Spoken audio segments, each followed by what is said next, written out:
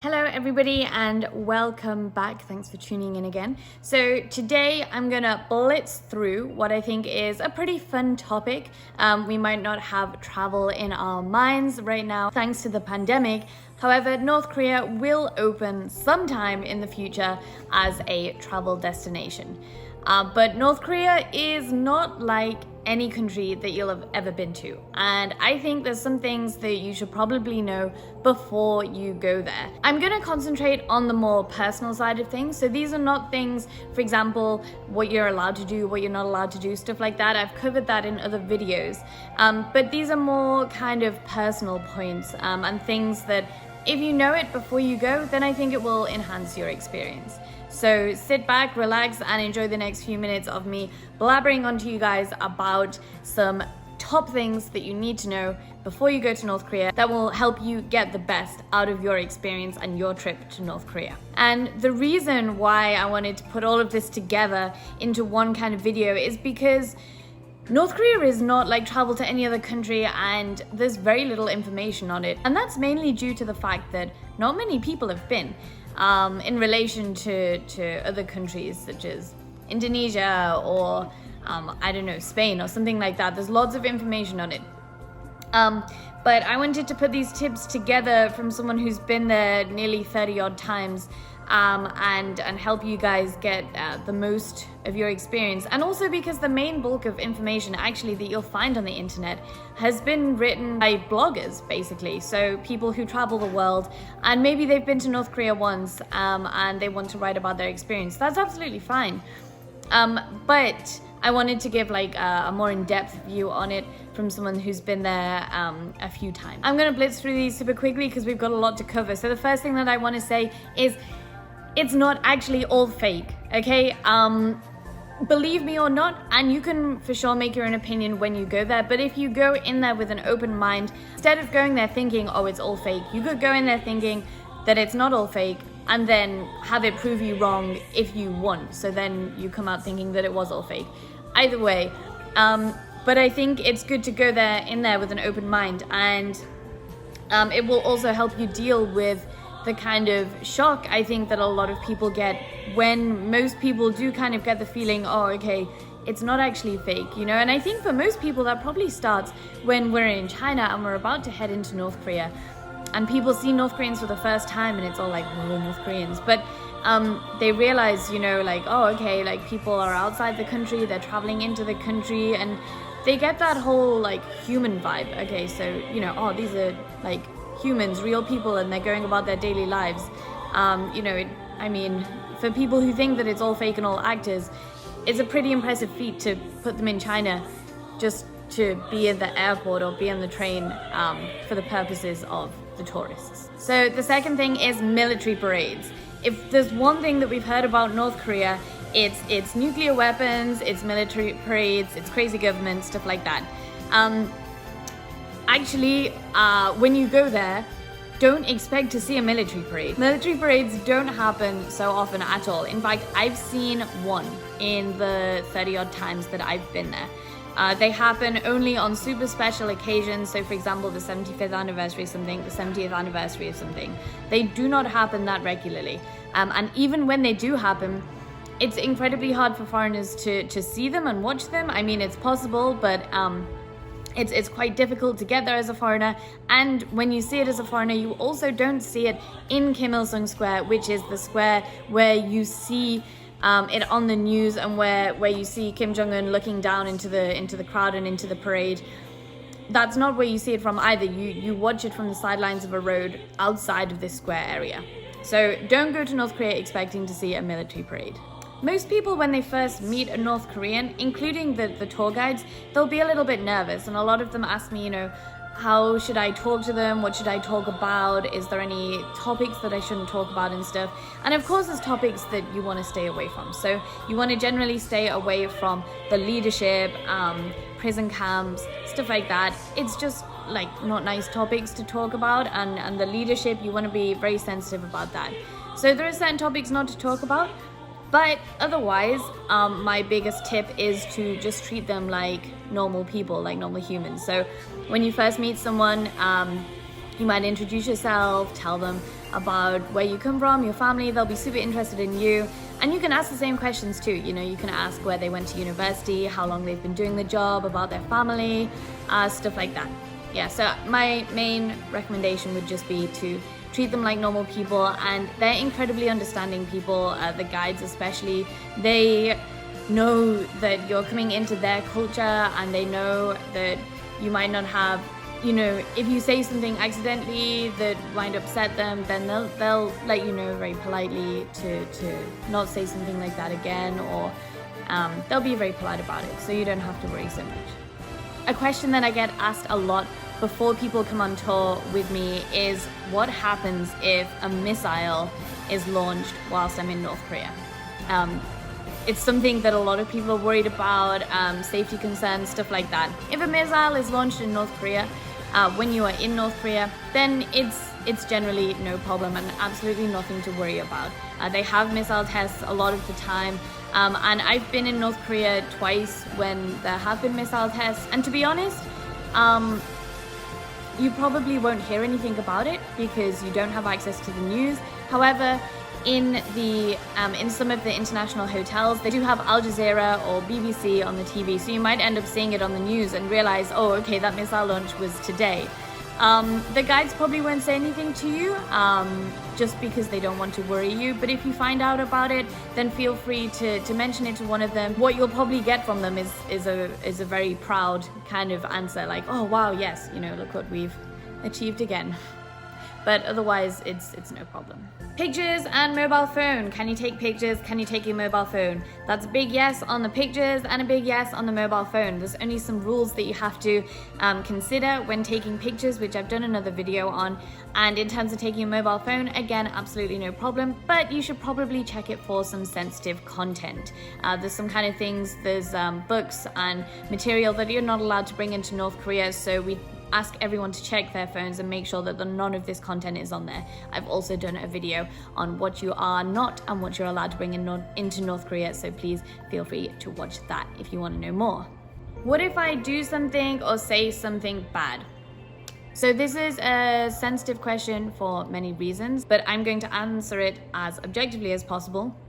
And I'm also going to answer it in the same way that I answer the tourists that come with me on tour to North Korea. And that is basically, if you do something or say something bad with no bad intention, then you're probably going to slip up once or twice. So we give, every tourist that goes into North Korea has a tour briefing. So everyone is well aware of what they should and shouldn't do. There's actually not that many rules. If you accidentally say something bad or do something bad, then don't worry about it. If it happens once, then, you know, it's okay. Depending on what it is, or what it is that you've said or something like that, one of the guides might pull you aside and say, hey, listen, you know, just to let you know, we don't do that, we don't do this.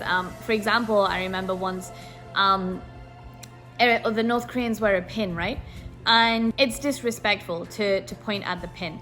And one person, they were asking a guide about the pin. There's different types of pins. They pointed to the guide and said, why is your pin different from your pin? And the guides very politely answered the question. And then later on, they just pulled him aside and said, you know, I'm sorry, but do you mind not pointing at the pins, because it's disrespectful. And that's all okay. So if you were then to do that another few times, then people would start to get the feeling that you're deliberately doing it to be disrespectful. And the same goes with accidentally taking photos of something that you're not supposed to, or accidentally saying something that you're not supposed to. If you say something the first time, then it's fine. The second time, okay. The third time, people will start to wonder, okay, maybe are you not understanding? If you keep repeatedly breaking the rules, again, depending on what you do, if you keep repeatedly breaking the rules, then there's going to be cause for some concern. The North Koreans will have to step in. If you're with a Western tour guide, they might also step in before things get too serious, because the safety is of the utmost importance for everyone on tour. So not only can you endanger yourself, but you can also endanger the other people on the tour. And that is the job of the North Korean tour guides, as well as Western tour leaders like myself, to try and facilitate. The next thing, walking around by yourself. So a lot of people want to walk around by themselves in North Korea. This is not possible. There's nothing really much more to say on that one. It's not possible to walk around by yourself in North Korea as a tourist. You may see some foreigners walking around Pyongyang by themselves. These are people who work in Pyongyang, most likely at embassies and stuff, and they have permits to walk around by themselves. If you're there on a tourist visa, you do not have that permit to walk around by yourself, so please always stay within the group and with your North Korean tour guides at all times, unless you're at the hotel or in the hotel grounds. That doesn't mean that you have to stick together like tightly packed sardines in a group. Of course, if you're walking down the street, then, feel free to take a picture of this, take a picture of that, stop and say hi to the little kid there. It's fine, but just be aware of your surroundings and aware of where your group is and where the tour guides are. Because if you walk around by yourself, it's not just going to be you that gets into trouble. It might be the rest of the group, and it will certainly probably be the North Korean tour guides that will get into trouble. Okay, so on to more practical stuff. Very importantly, remember to bring enough money for your entire trip. You need to bring all the money that you could possibly need, and your accommodation and food will be paid for as part of your package tour. But you've got to think about any extra beers or water that you want to buy, coffees in the morning, snacks throughout the day. Any extra things like if you go to the theme park, then maybe you want to ride a roller coaster, things like that, any extras, please factor in enough money for when you are there. And as a general rule, I say about 50 euros per day. And I only say that because one day you might spend 10 euros just buying bits of coffee and maybe a sweet or something like that. But the next day you go to a souvenir shop and you spend 150 euros.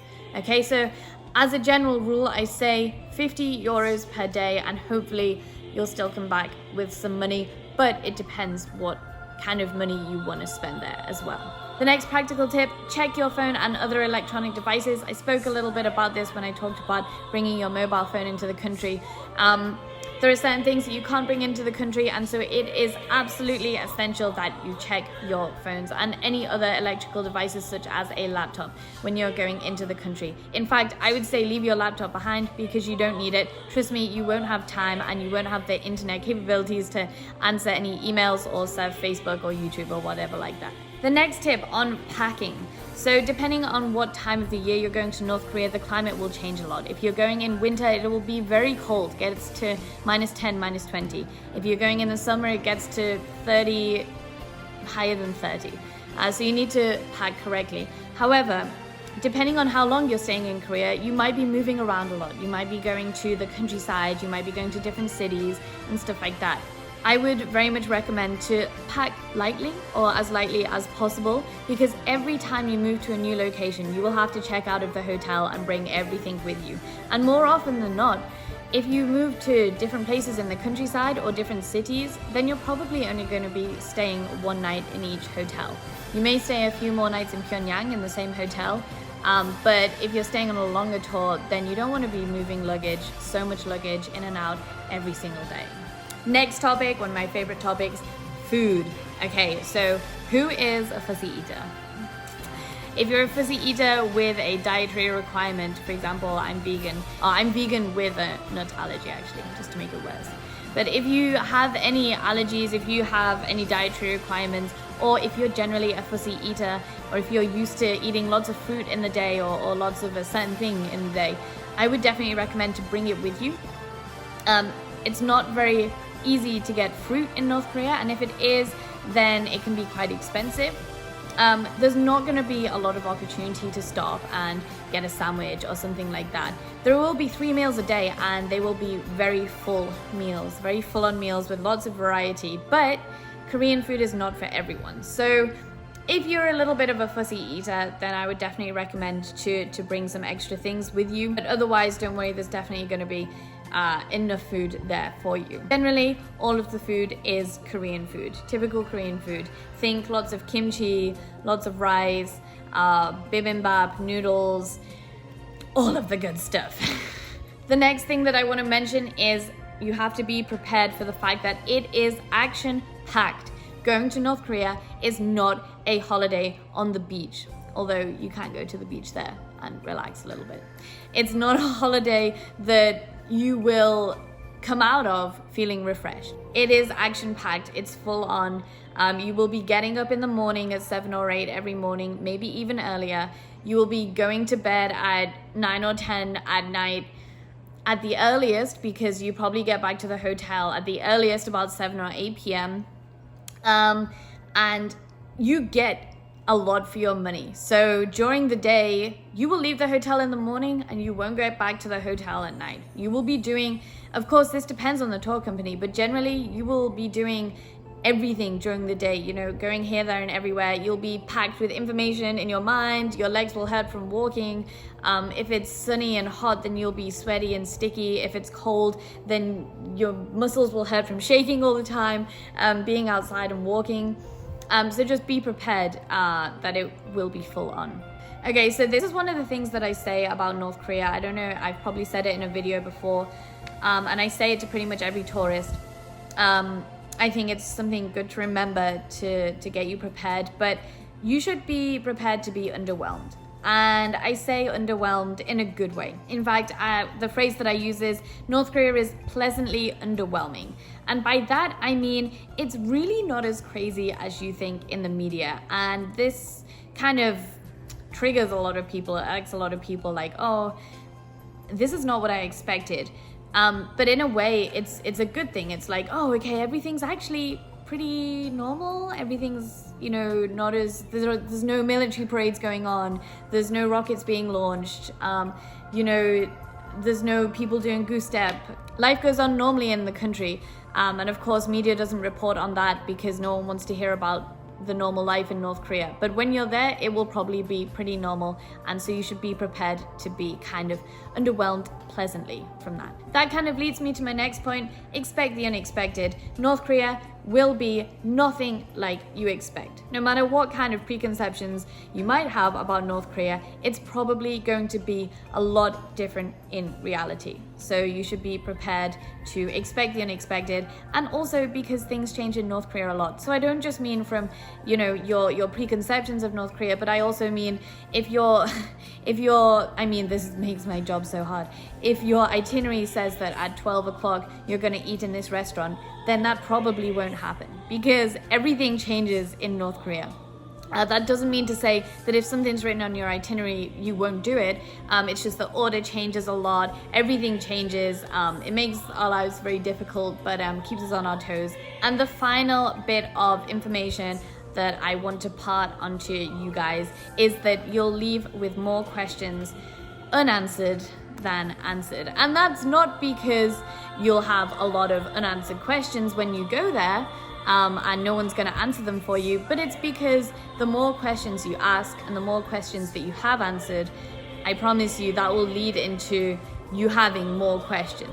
I don't know if that kind of makes sense for people that haven't been there, but definitely be prepared to take a couple of days after the trip to kind of digest what you've just experienced and digest everything, and reflect on the questions and the answers that you got and the questions that you still have. And of course, if you still have questions, you can feel free to ask me or ask, you know, someone else at the company that you went with to North Korea. People travel to North Korea for a variety of reasons. And if you're looking to simply learn a lot about the country, then you'll definitely learn a lot. But the more you learn, often the more you want to learn. And learning about North Korea only opens a whole Pandora's box of information and questions. So definitely be prepared for that. So thank you for sticking with me until now. I hope that you guys are feeling a little bit more prepared. If you're thinking about going to North Korea, if you already have a tour booked and you're waiting for the pandemic to end, or if you were wondering what it's like to go just in general, then I hope that this video has answered some of those questions. If you still have some questions, then please put them in the comments below. And if you enjoyed this content, then please remember to like and subscribe and do all of that stuff, because that really keeps me going, especially during these times when I cannot visit North Korea. So thank you guys very much, and I hope to see you next time. Bye bye.